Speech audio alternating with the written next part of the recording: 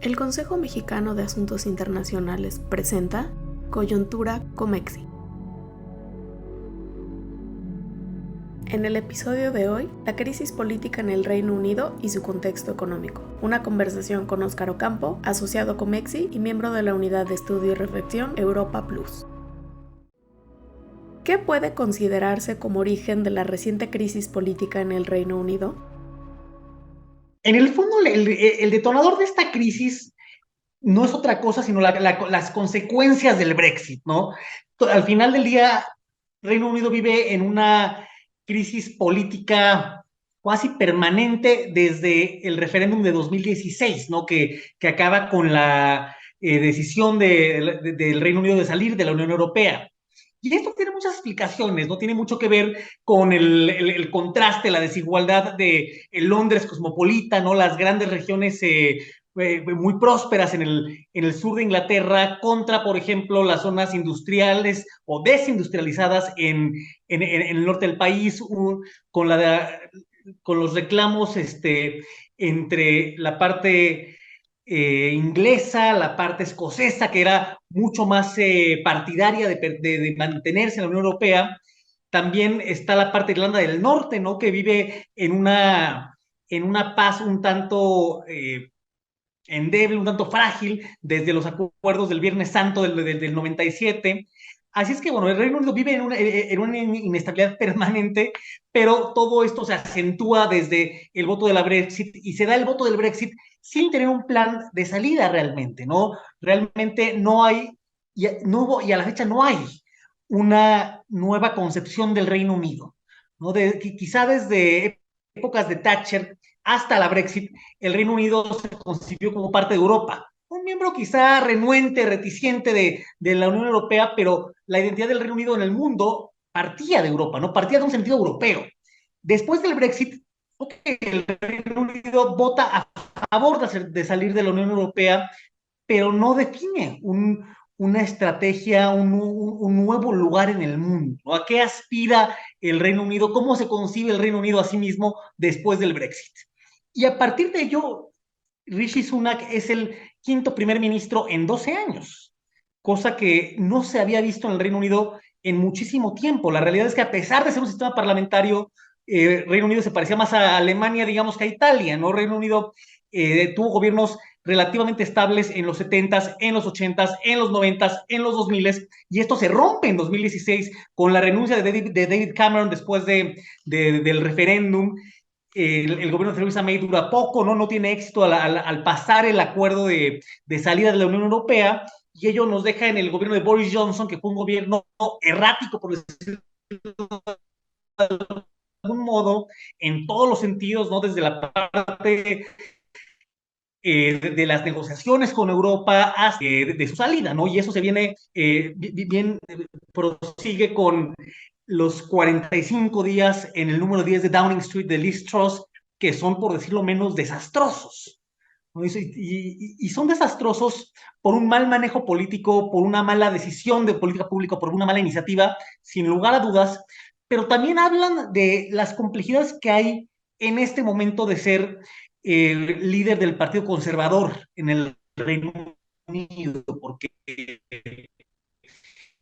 el Partido Conservador en este momento tiene que balancear, ¿no? Que están los que votaron a favor de pertenecer en la Unión Europea en 2016, y también están los que, a pesar de haber votado a favor de la Brexit, votaron a favor por un tema más de tratados comerciales internacionales, por un tema más de económico que necesariamente nativista, chauvinista, ¿no? Y ese balance es quizá el principal reto que tiene en este momento el gobierno ante la administración de Rishi Sunak, que ya lo vemos en la conformación misma del gabinete. Por ejemplo, puso a alguien moderado que fue muy bien recibido por los mercados, Jeremy Hunt, en el Ministerio de Hacienda, ¿no? Chancellor of the Exchequer, pero al mismo tiempo puso a una mujer del ala radical de la Brexit en la parte del Ministerio del Interior.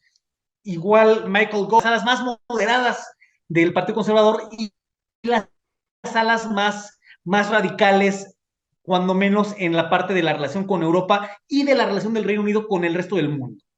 Este balance es lo que ha originado los conflictos desde que el Partido Conservador está en el poder y lleva en el poder desde la salida de Gordon Brown en 2010. ¿No? En estos 12 años, ese ha sido el principal reto que ha tenido el Reino Unido en materia política, ¿no? Porque en la parte laborista, los años de Jeremy Corbyn realmente nunca fue una opción viable para reemplazar al Partido Conservador. Y ahora que también otro reto importante es ver qué sucede con el Partido Conservador, ahora liderado por alguien mucho más moderado que Corbyn, ¿no? que es Keir Starmer.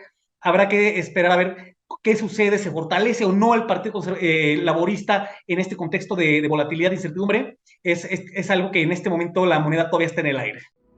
¿Qué implican todos estos movimientos y la elección de Sunak en el divorcio incompleto del Brexit y los pendientes del protocolo de Irlanda del Norte?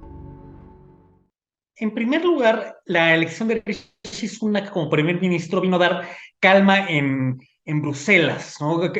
Al final del día, la percepción que hay ahí de Rishi Sunak es que a pesar de que fue de los primeros en subirse a la campaña por salir de la Unión Europea, es alguien mucho más moderado y en el fondo se trata de un tecnócrata, ¿no?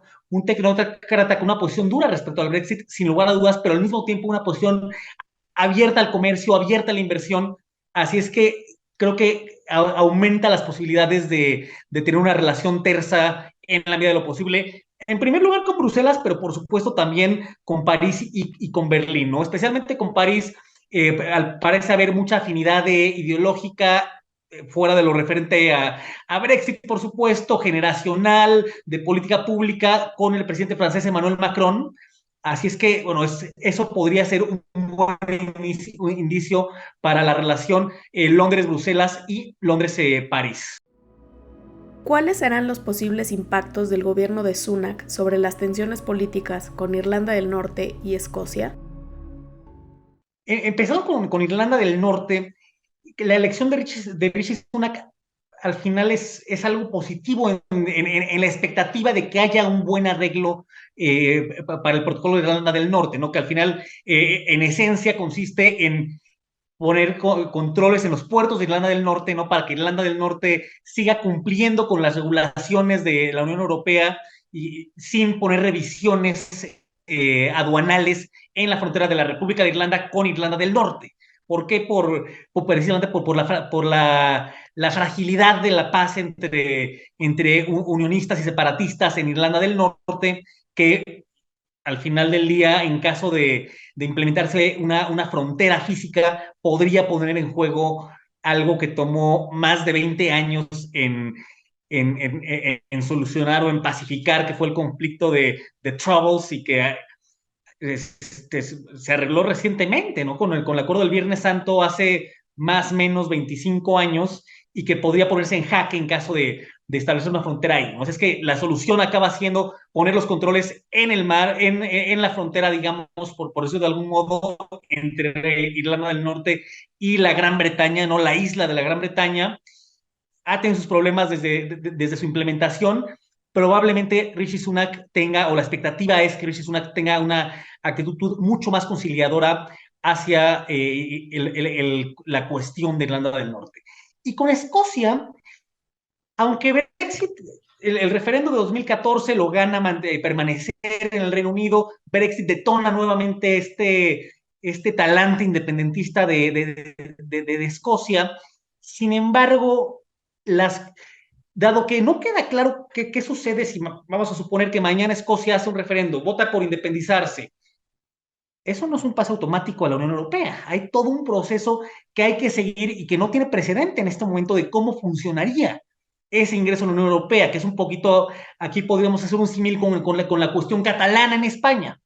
Así es que probablemente los costos de entrar a la Unión Europea en caso de darse un divorcio del Reino Unido, por decirlo de algún modo, sumado a los costos de la incertidumbre que esto generaría para la economía de Escocia, perdón, hacen que a pesar del fervor independentista que haya en estos momentos en Edimburgo, en Glasgow, se antoje difícil que al menos en el corto y mediano plazo vuelva a haber otro referéndum, a pesar de las presiones que seguramente se van a dar en Escocia. En términos económicos, ¿qué ha implicado la salida de Johnson, el rápido mandato de Truss y la elección de Sunak? El Reino Unido enfrenta un reto muy grande en la parte económica. El Reino Unido actualmente es la única economía del G7 que no ha recuperado su productividad a niveles prepandémicos. La inflación, que queda claro que es un problema mundial, pero en el Reino Unido se ha visto acrecentada por dos situaciones muy puntuales, o tres quizá. En primer lugar está la crisis energética, ¿no? Producto del conflicto en Ucrania, de la invasión de Rusia a Ucrania y toda esta volatilidad que ha habido en los mercados energéticos globales. Y esto sumado también a la reactivación económica, ¿no? Que da un crecimiento muy significativo en la demanda de energía. En segundo lugar está la crisis lo que le llaman la crisis del costo de vida. Por ejemplo, el precio de la vivienda se ha disparado. ¿Por qué? Porque en metrópolis como Londres, como Birmingham, como Manchester, es muy difícil construir vivienda por regulaciones de zonificación en donde ya hay construcción para no densificar más por una parte, y por otra parte por los cinturones verdes que se crean a mediados del siglo XX con la idea de preservar naturaleza alrededor de las ciudades, pero que a la larga y esto no es únicamente bosques, ¿no? Muchos son campos de golf, por ejemplo. A la larga lo que ha hecho es limitar de forma muy importante el crecimiento, las posibilidades de crecimiento de desarrollos de vivienda, de complejos habitacionales en las metrópolis del Reino Unido. Ese problema ha hecho que se dispare el costo de la vivienda en las ciudades y eso impacta, por supuesto, de forma muy importante el bienestar y las posibilidades económicas de los británicos, especialmente, por supuesto, de los más jóvenes y de las minorías. Y quizá un tercer tema es Brexit, ¿no? Porque, por ejemplo, la London School of Economics el año pasado, a mediados de este año sacó un estudio que concluía que desde el Brexit se ha reducido más o menos en una tercera parte las importaciones de bienes de la Unión Europea.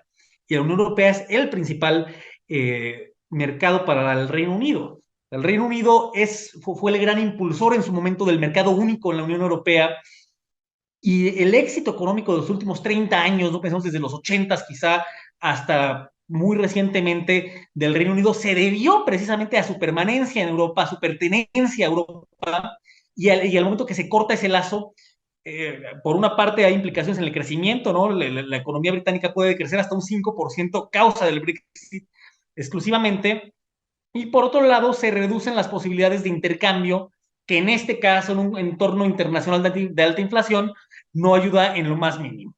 La inflación ahorita está en más o menos 10%, por encimita del 10%, mientras que el objetivo del Banco de Inglaterra es 2%. De ese tamaño es el reto que se enfrenta en la parte inflacionaria.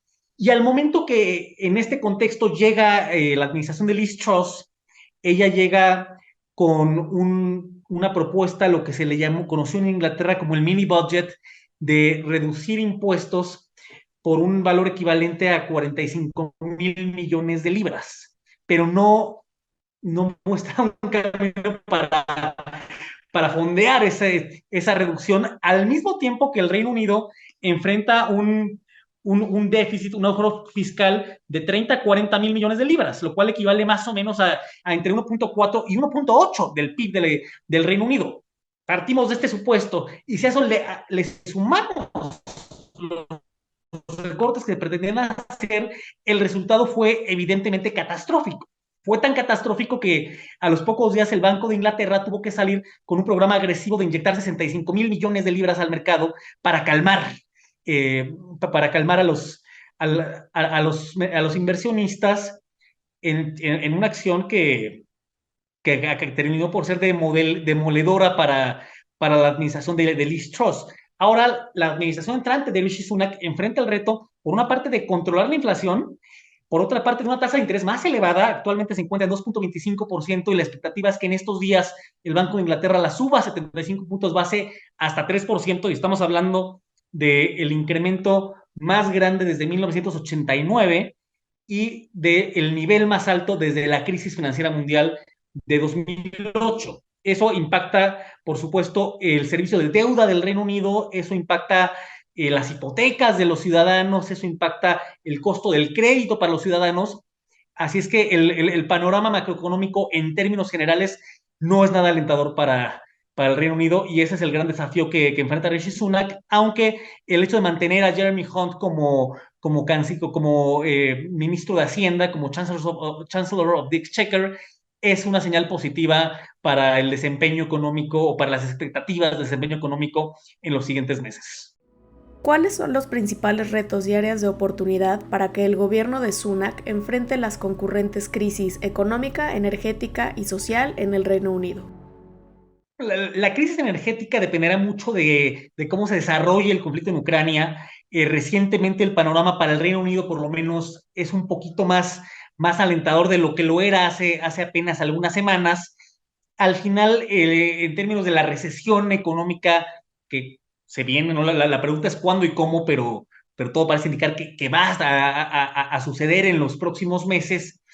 Eso dependerá en buena medida de la credibilidad que logre establecer Rishi Sunak como primer ministro del Reino Unido, ¿no? Esto quizá responda a una lógica mucho más política que económica, ¿no? Al final llega sin un mandato claro, no llega en un entorno con mucho descontento hacia el Partido Conservador, con un desastre, con 45 días desastrosos que tuvo listos en el gobierno, así es que llega primero con la gran tarea de constituir un gobierno creíble, cosa que parece que está logrando hasta este momento, aunque sin lugar a dudas todavía es pronto para adelantar vísperas, dependerá también de su capacidad para negociar con Europa por un lado y por otro lado para cumplir con esa promesa de la Brexit, que era negociar tratados comerciales internacionales con diversas regiones del mundo, cosa que fue uno de los detonantes del Brexit, mínimo en la parte económica, que no ha resultado como se prometió en su momento, por no decir que ha sido más bien todo lo contrario, ¿no? Reino Unido realmente no ha logrado cerrar tratados comerciales internacionales desde el Brexit. Otro gran reto que tiene el Reino Unido está en la parte de bienestar. Reino Unido viene de varias décadas de reducir las ayudas sociales, aunque hubo algo durante el COVID-19, la realidad es que el estado de bienestar del Reino Unido se empieza a desmantelar en épocas de Thatcher y llegamos a la situación del gobierno de austeridad de David Cameron, que ha estado más recortes. Y ahorita, ¿cuál es el problema? El problema, la gran queja de los ingleses es que el National Health Service, el Servicio Universal de Salud, tiene tiempos de espera largos, tiene un mal servicio, que la vivienda se ha vuelto más costosa, los energéticos, por supuesto, lo que ya hablábamos, y el éxito o fracaso de Rishi Sunak en última instancia va a depender de su capacidad para abordar estos problemas que impactan al inglés de a pie. Más allá de Brexit, más allá de los recortes de impuestos, va a depender de su capacidad de fondear y de implementar programas que fortalezcan los servicios médicos, que reduzcan la inflación y que en la medida de lo posible reduzcan el costo de los energéticos. ¿Cuál es el proyecto post-Brexit del Reino Unido? En el fondo, el reto que tiene el Reino Unido es que no ha identificado qué camino quiere seguir. Salió de Europa, saltó del barco del proyecto europeo, pero no ha definido en qué barco sí quiere estar.